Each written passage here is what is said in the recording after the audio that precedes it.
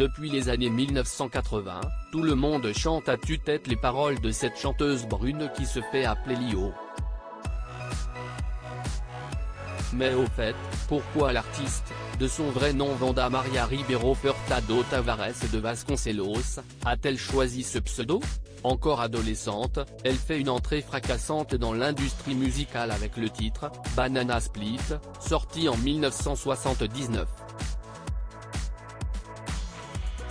Carton immédiat, la jeune chanteuse se voit propulsée sur le devant de la scène et enchaîne alors les succès incontournables comme Sage comme une image, Les brunes comptent pas pour des prunes ou bien Fallait pas commencer.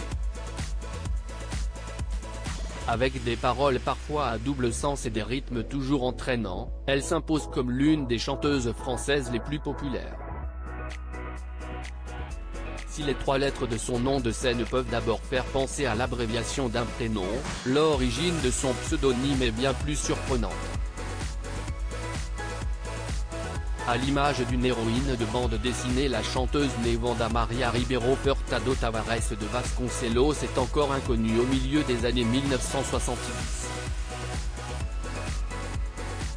Étudiante à Bruxelles, elle fait la rencontre de Jacques Duval, un ami de sa mère qui deviendra son producteur.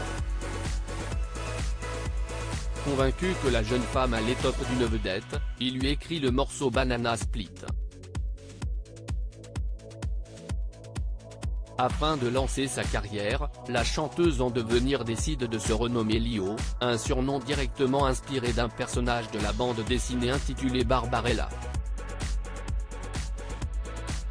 Dans l'œuvre, l'héroïne sauve une jeune adolescente brune nommée Lio à laquelle l'artiste s'identifie.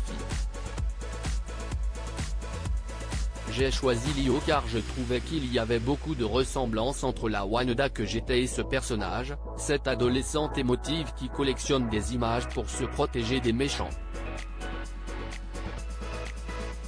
J'étais une adolescente, et puis physiquement, elle me ressemblait.